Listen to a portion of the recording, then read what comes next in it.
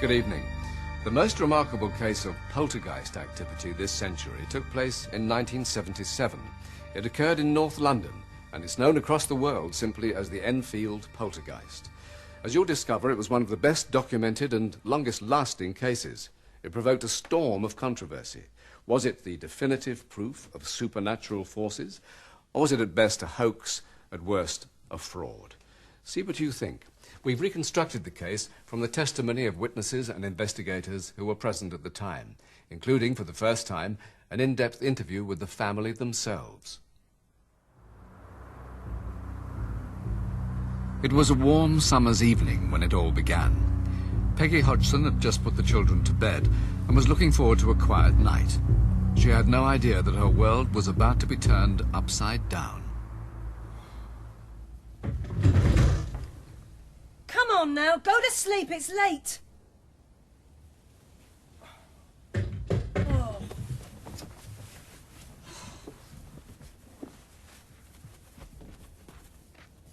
What's going on with all this noise? It weren't us, Mum. I heard you moving around. It's not us. Oh, now don't lie, I heard you. Now get to sleep, I've had enough of this.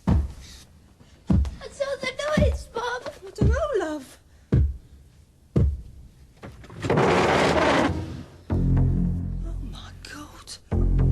Right, all of you, downstairs now. Come on, get your dressing gowns and slippers now. But where are we going to go, Mum? I don't know. Come on, let's get out of it quickly. Come on. Billy, come on, help me. Peggy Hodgson took the children to the safety of a neighbour's house. Janet, come on. Come on. I found it really very nerve-wracking. I was trying to keep calm because of the children, you know.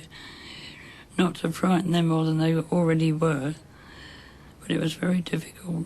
No, I can't forget it. I can put it out of my mind now, but only now. But before, I mean, most of, like my early 20s and in my middle 20s, I couldn't even talk about it like this. I'd be in tears all the time. At her wit's end, Peggy called the police. It was WPC Caroline Heaps and a colleague who answered the call.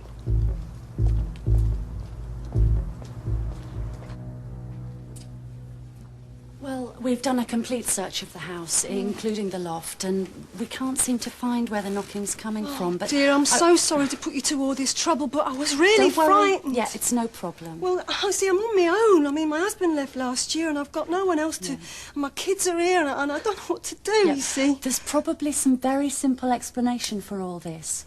It's an old house... In full view of the Hodgsons, their neighbours and two police officers, a chair slid across the floor. The Hodgsons had a sleepless night, and there was no let-up the following morning. Janet, did you throw that? No. Billy? Margaret, was it you? No. The fear that went through you, it could bring on anyone older an heart attack, I think. It was that frightening. Over the following nights, the activity continued unabated.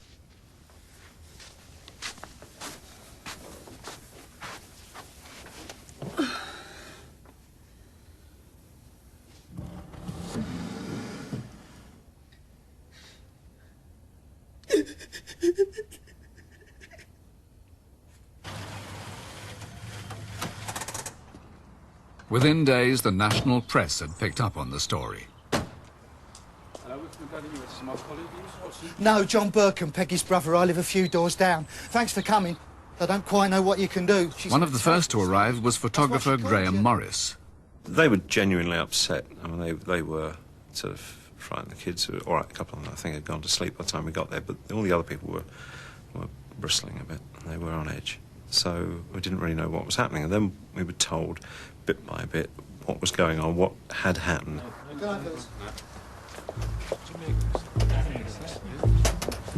Hey, fellas, come back. You got to see this. Come on.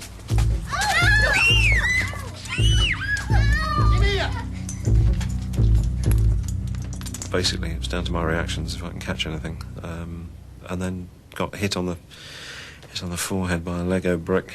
Well, that brought it home, yes. It became personal then. But, no, it was weird as all these things started flying around, you know, the bits and pieces that were flying around, not just as it hit me, but, yes, it was the strangest feeling I've ever experienced.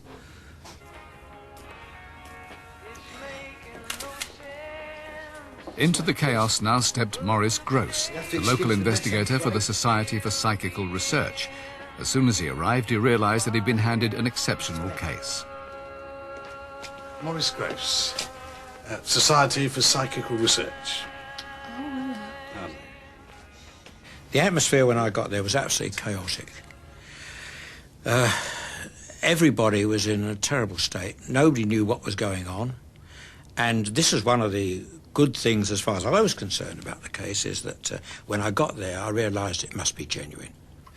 Now, Peggy, if I'm to help you with this, I need you to make a record. The investigator was convinced that a poltergeist had moved into the Hodgsons' home.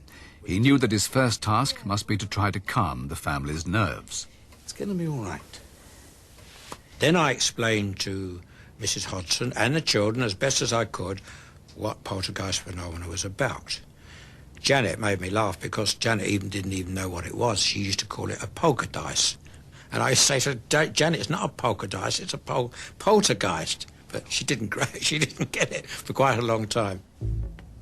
It wasn't long before the investigator had an experience of his own.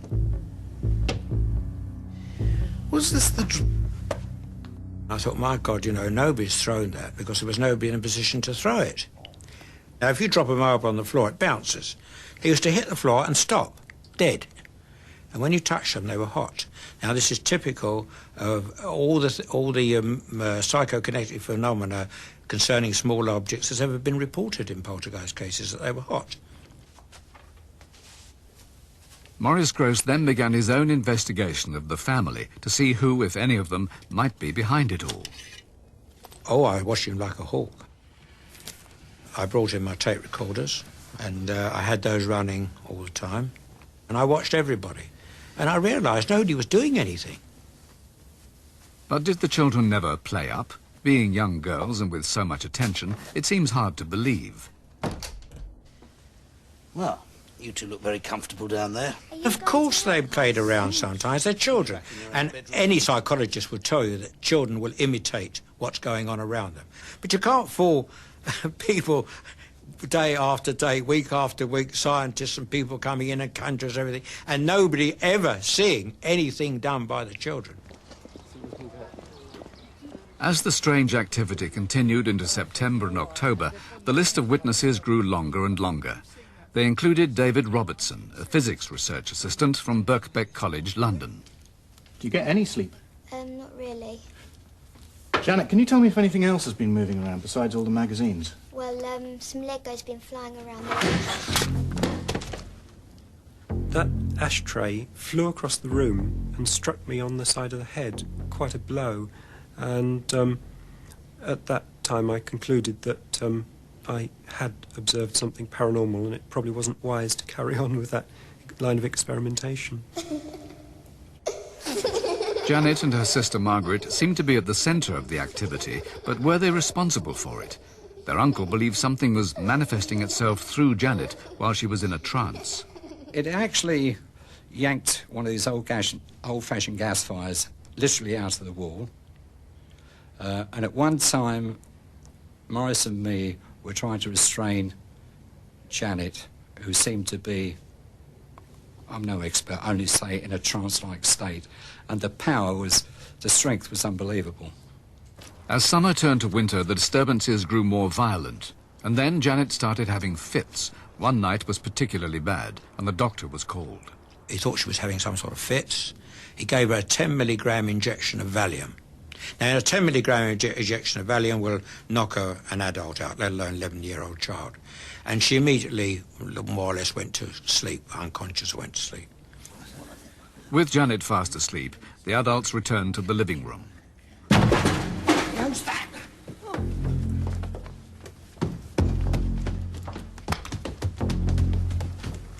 Graham Morris took this picture on entering the bedroom, with the startled John Burkham in the foreground. There she was, curled up on top of a very old-fashioned type radio set.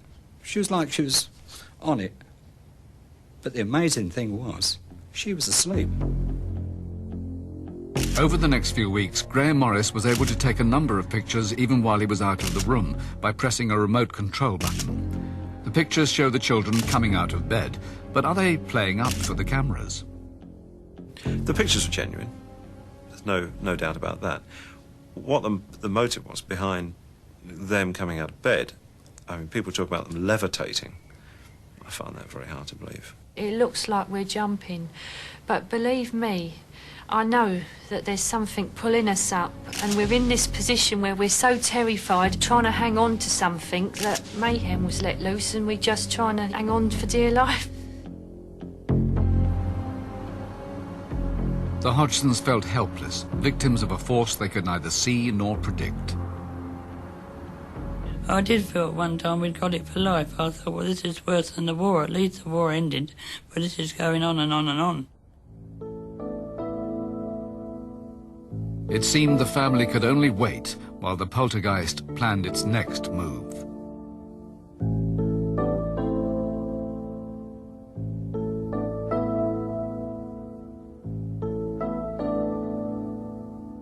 Quite a story, but the greatest drama was yet to come. After the break, the poltergeist speaks, and you'll have to judge for yourselves. Is this the voice of a dead man? And I fell asleep, and I died in a chair.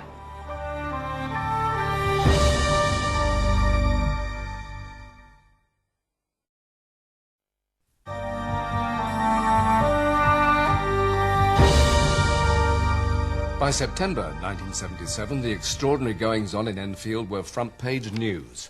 Reports were coming in of flying objects, sliding furniture, and possessed children. And it was all going on in broad daylight, in front of dozens of witnesses. How was it going to end? The Hodgson semi was turning into a war zone. Events were becoming more dramatic by the day.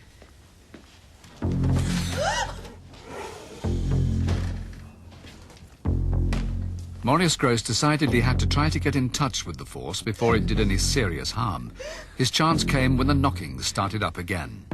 I thought, well, if it can knock and it can make all these noises and do things, perhaps we can get some sort of communication with it. Now, I know you can hear me.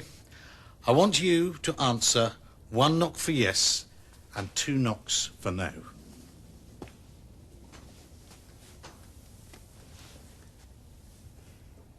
Can you hear me? Did you die in this house? How long ago did you live here?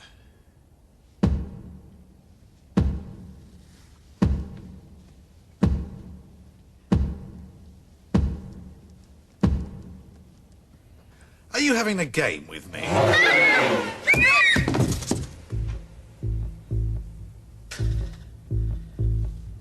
A very good answer. I was actually, you know, taken aback. But I was also, my sense of wonderment at the time is, you know, I can't put it into words, but that's extraordinary. If the knocks were to be believed, the Hodgson's poltergeist was an old man who had died in the house years before. Morris felt he was making progress. Morris. It's nearly 8. Oh, cup of tea. I'm just going to see to the kids. But then in December, when he thought there could be no more surprises, the most extraordinary episode of the case occurred. It started to speak. The voice phenomena started on December the 10th. I remember that day all too well. December the 10th, 1977. I was sitting in the room with in the lounge with Mrs. Hodgson and the children, and suddenly a dog barked in the room. Come on, my name's Morris. Let me hear you say it. Morris. Even I was taken aback. You know? It really was quite a shock to hear it. The following reconstruction is based on the tape recordings taken by Maurice Gross at the time. Everyone very quiet, very still. Where are you in the room at this moment? On top of Janet. Why are you lying on Janet's bed? Why can't she feel you? I'm invisible. Why? First of all, I thought it was a discarnate voice coming from out of the air, you know, from nowhere. Then I realised the voice was coming from Janet. I said, Janet, that voice is coming from you. She says, no, it's not. I said, all right, if it's not coming from you, where is it coming from? She said, it's coming from behind me. Now, I want you to take a sip of this, but don't swallow it, all right? The investigators were mystified. Numerous tests were carried out on Janet to try to find the source of the sound.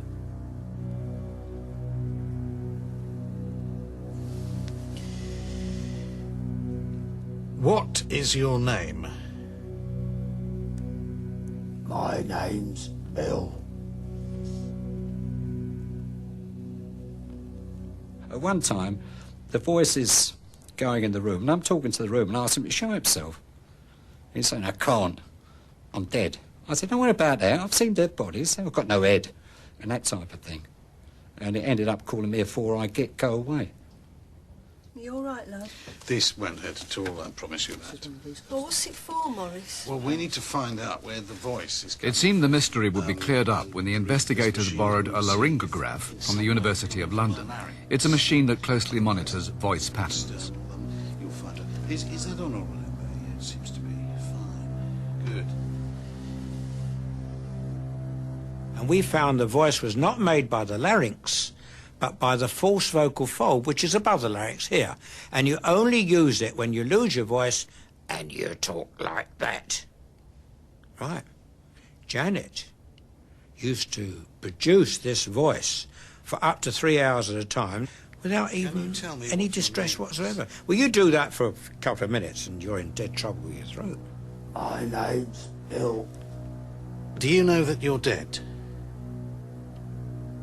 Shut up. Morris tried to find out more about the person behind the voice. I want you to tell me whether you remember what happened to you before you died. I had a hemorrhage, and I fell asleep, and I died in a chair in the corner downstairs. Could this really be the voice of a dead man? For some observers, it was too much. The case seemed to be degenerating into a circus. Graham Morris was one witness who began to have his doubts about the poltergeist. I'd like to give a good reason why such and such happened. I just thought it got a bit far-fetched with voices. I'm not saying the voices weren't real. Just what was being the interpretation of the voices and just what went on. Maurice Gross himself came under suspicion, accused by some colleagues of keeping the phenomena going at the family's expense. Here we were producing evidence for a fantastic case, and at the same time we were able to help the family. Well, what more could we do? Do you know what? One time somebody came along who said, leave the family alone, go away. Everything will be all right. We did it. We went away for 2 days, and all hell was let loose. And she was delighted to see us come back again. So what else could we do? Well, he helped us extremely well. And without his help, I don't think any of us would be here now properly. Not living there, maybe not in that house, maybe not having the life they're having now, maybe not even thinking right. Maurice Gross was accused of inciting the children, but he wasn't even there when David Robertson challenged the ghost. OK. Show us what you can do. Margaret, are you all right? What's going on in there?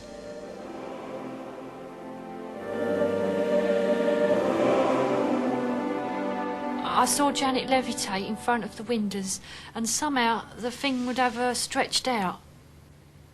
You know, it was like she'd been laying on a bed. At exactly the same time, John Rainbow, a local delivery man, was passing the house. His account is read by an actor. I remember the curtains were billowing inwards, and a young girl seemed to be floating around in the room, like she was in a bubble. I couldn't believe what I was seeing. Hazel Short was on duty outside when she spotted a red cushion on the Hodgson's roof. My attention was taken to the top window, and I saw Janet floating or levitating up and down, just going up and down in front of the window, flat on her back. I thought she was putting it on. So I went straight home, went upstairs, laid on my own bed, and tried to lift myself up in horrors, and then you couldn't do it. No way that I could do it. Two passers-by who had nothing to do with the family believe they saw a girl levitate. It seemed incredible. How could a young girl have faked such a thing? Maurice Gross remains convinced the children were not responsible. I thought to myself, well, how can it be the children? Because in the end, the situation was, if it was the children, we had the world's best conjurer there, we had the world's best ventriloquist, and we had the world's best everything, all from a little 11-year-old girl, which was, of course, ridiculous. By late 1978, the events began to die down as mysteriously as they'd started. Margaret thinks the poltergeist lost its hold over the family as they began to conquer their fear. Maurice reckons if you showed your fear more, it would attract itself to you more. If something like little did move, I used to be able to say, oh, look, it's moved it again, you know, make a bit light of it, although it wasn't really inside, you didn't feel light about it at all, but not letting it see that you was frightened. In July 1978, Janet, now 12 years old, was admitted to the Maudsley Hospital. There she underwent psychiatric tests, and the doctors gave her a clean bill of health. While she was there, for the first time, she felt completely calm. I think it did help her to relax, because when she came out, she was quite excited. She said, her first word she said, they said I'm perfectly normal. There's nothing wrong with me at all. That's the very word she used. And I was pleased to hear it and see it. Janet was allowed home from the Maudsley, and slowly the poltergeist activity died down in the autumn of 1978. Maurice Gross himself left, confident that the family were at last free of their troublesome spirit. Thanks very much, Maurice. We couldn't have got through this without you. 17 years on, it seems hard to believe that the strange events at Enfield ever took place. But for the investigator on the case, the Enfield poltergeist has changed his life for good. I must go. Bye-bye. My belief was very strong, but the difference now is my belief is absolute. That's the difference. Nobody could shake my experiences. With the poltergeist case, it made me realise that what I was doing was worthwhile and it was real.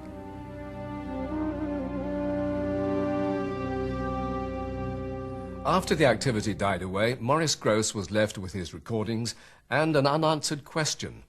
The mysterious voice had clearly said that he, Bill, had died in the house, but Maurice had never been able to confirm this. And then 3 years later, this letter arrived. A man wrote in to say that his uncle had died in the house, well before the Hodgsons moved in. We've traced his death certificate, and it's true, he did die in the house. His name was Wilkins, William Wilkins. But of course everyone would have known him as Bill. Good night.